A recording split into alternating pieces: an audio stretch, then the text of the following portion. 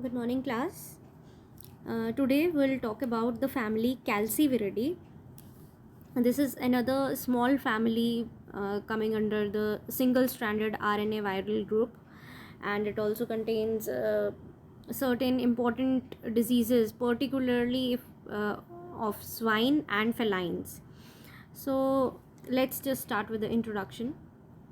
So this family Calciviridae, it includes several viruses of veterinary importance.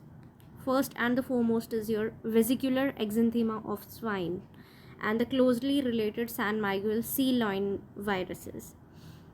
Then another is feline calcivirus, then rabbit hemorrhagic disease virus, and then we have European brown hair syndrome virus, and there are certain calciviruses of several other species. So all these are viruses coming under the family Calciviridae. So these are the important diseases. इनमें से हमारे veterinary के लिए जो सबसे ज़्यादा commonly encountered diseases हैं, we'll discuss only about that, and that's of swine and felines particularly. That's vesicular exanthema of swine and feline calciviruses. We'll talk in detail about these two diseases, and all these are caused by calciviruses coming under the family Calciviridae. Then calciviruses, these are basically associated with systemic diseases and gastroenteritis. So basically these calciviruses, they are responsible for causing gastroenteritic diseases in animals, but there is one virus which has been recovered from dogs that has been associated with vesicular genital disease. Otherwise rest all jitne bhi calciviruses हैं, they are associated with the gastroenteritic diseases.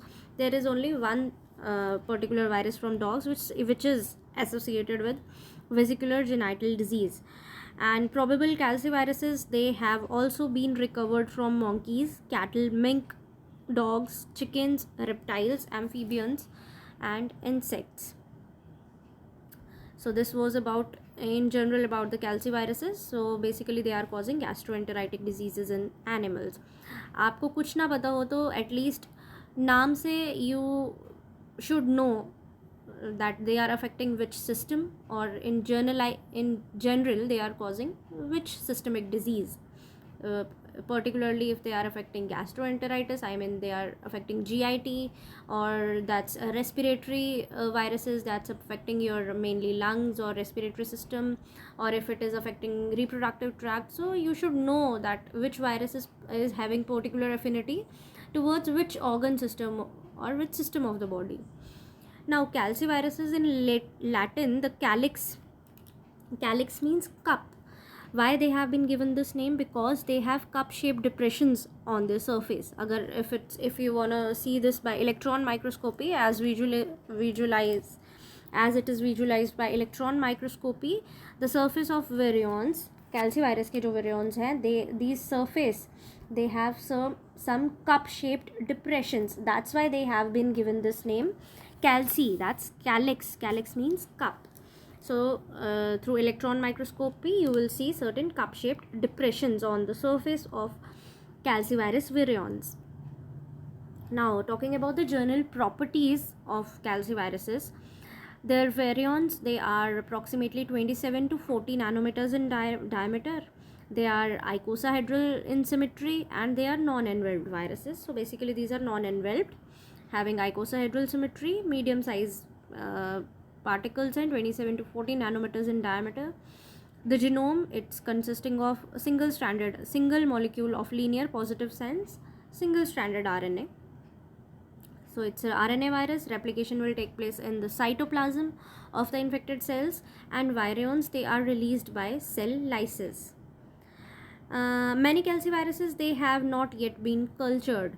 The virions, if we talk about the virions, particular viral particles, they are resistant to ether, chloroform, and mild detergents, and as well as they are relatively resistant to heat, but they are sensitive to acid pH values. So that's resistant virus, that's resistant to ether, chloroform, and mild detergents. That's protected from all these, but it is sensitive to acidic pH values. Now if we talk about the classification of calciviruses, classification में calciviruses, they are closely related to picornaviruses.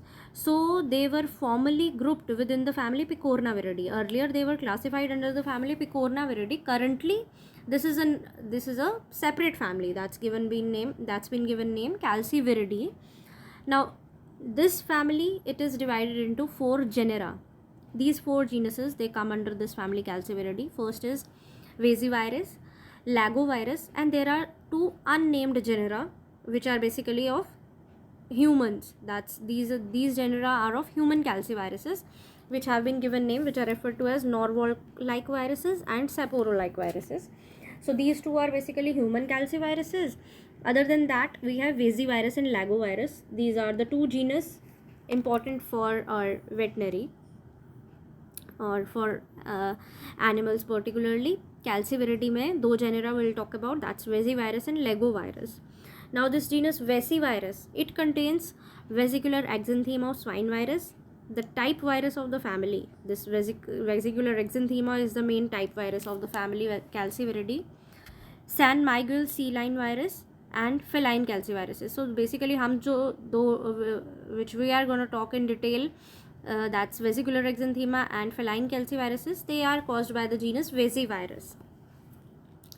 Another genera, that's Lagovirus.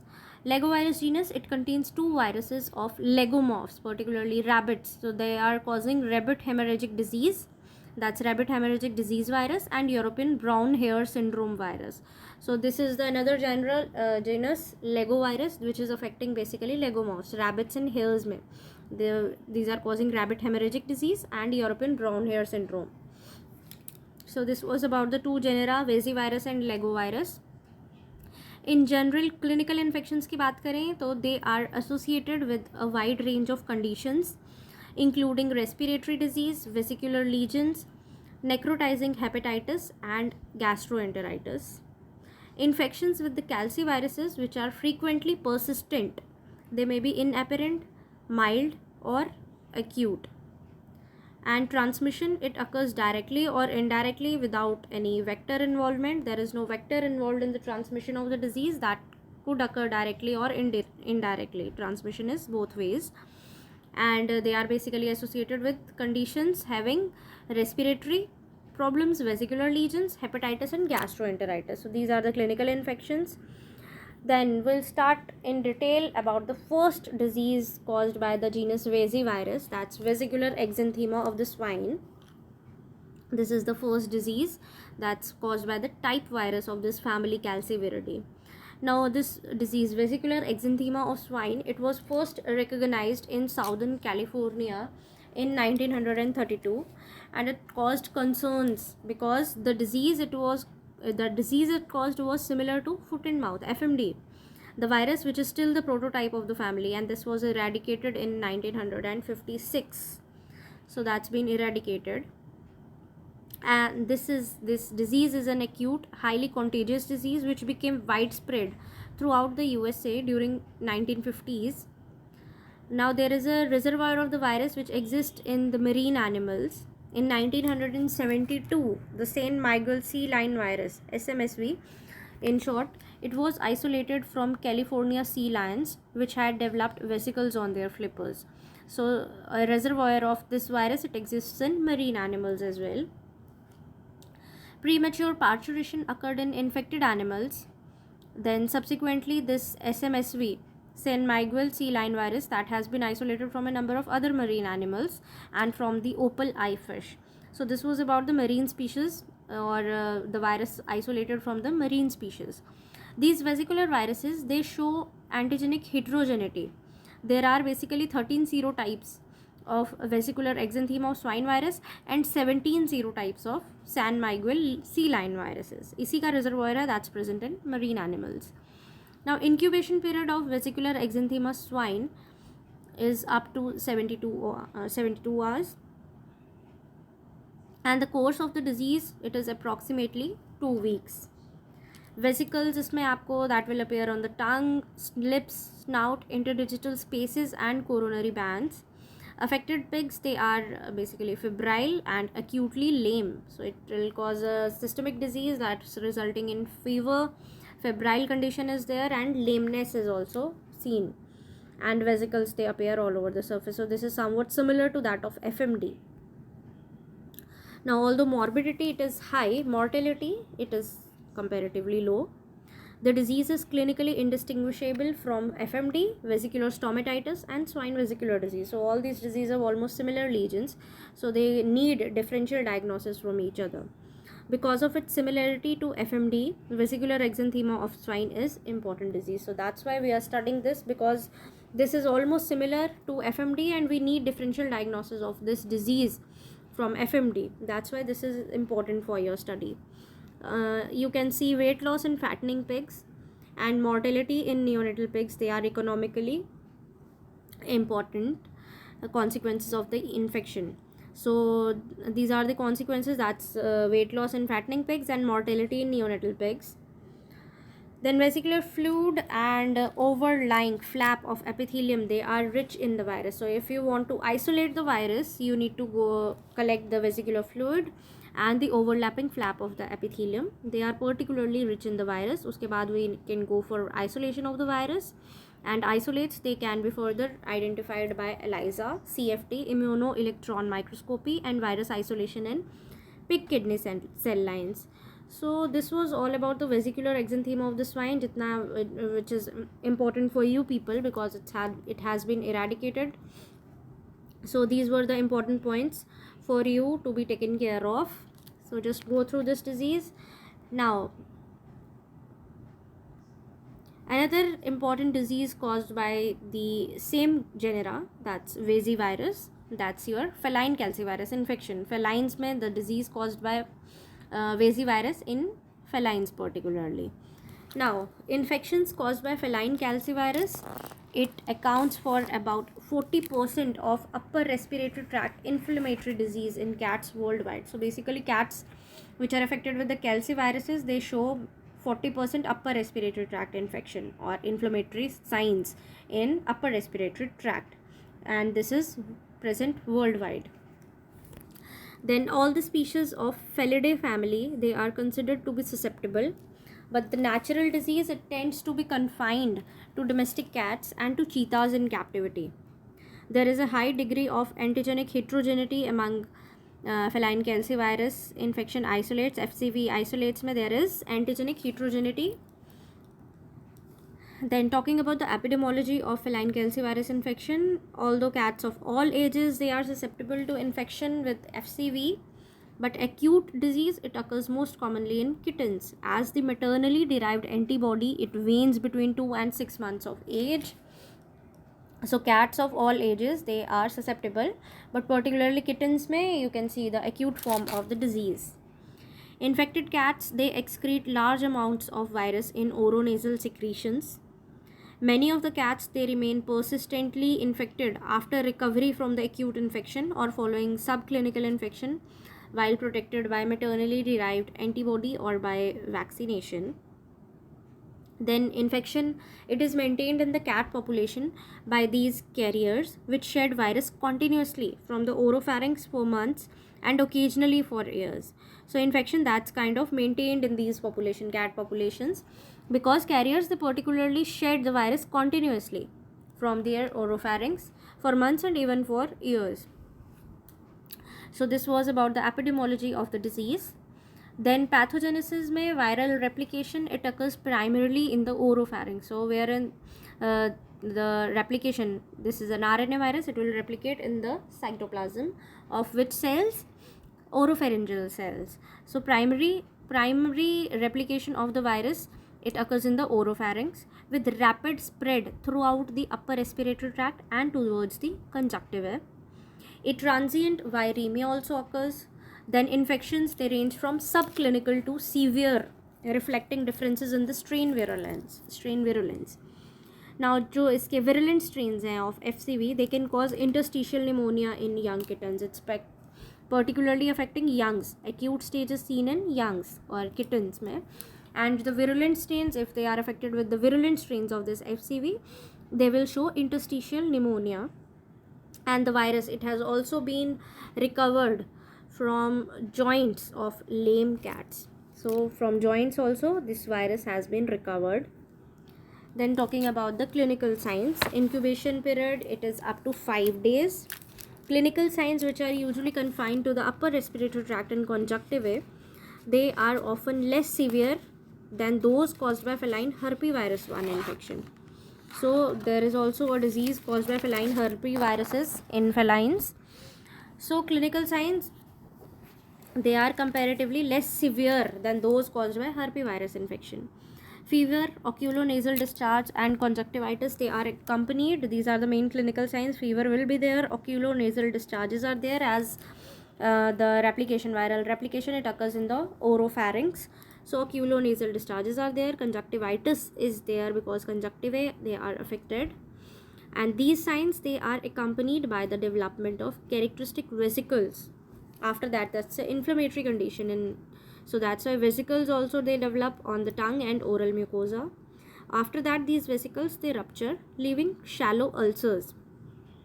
Now for this disease, morbidity may be high but mortality is usually low. So calciviral infection have high morbidity but mortality rate is low for these.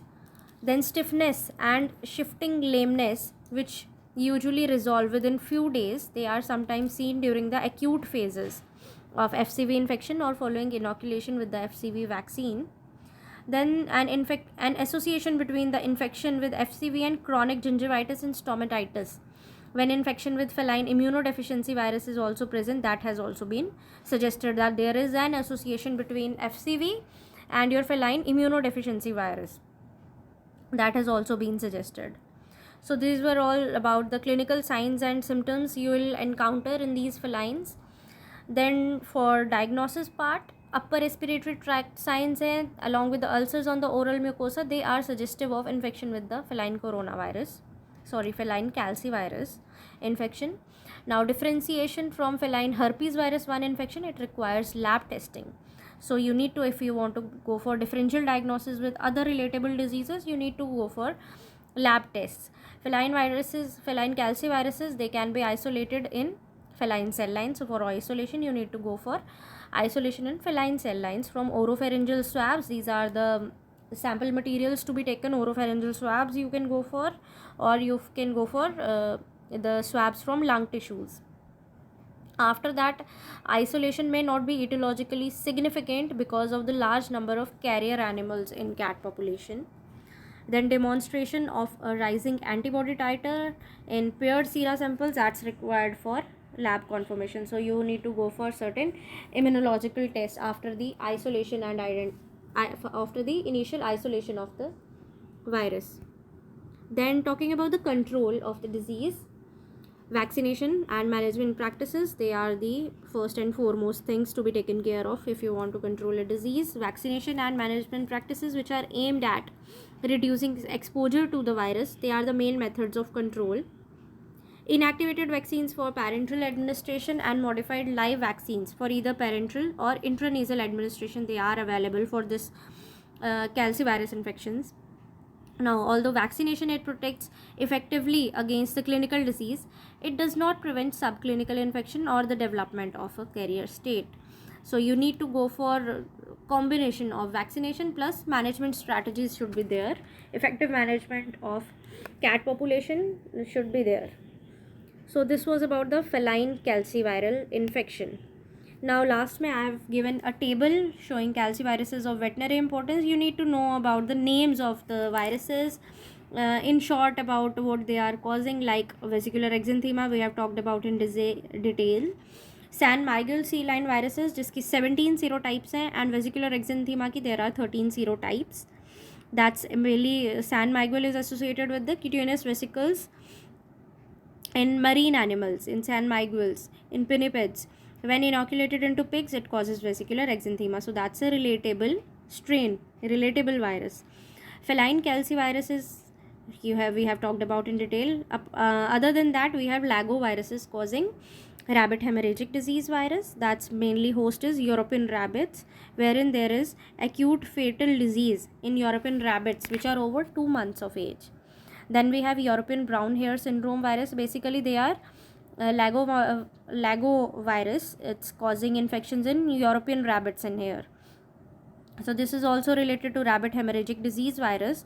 Basically, it's causing hepatic necrosis and widespread hemorrhages with high mortality. Then we have one strain which is from dogs, that's canine calcivirus, which is occasionally associated with diarrhea. So this was all about the calciviruses in detail. This is also a small family, but it is having very important, it's containing very important disease of pigs and felines, that's vesicular exanthema and feline calciviruses. So just go through this. So this was all for today. We'll meet tomorrow then. Till then, take care and have a nice day.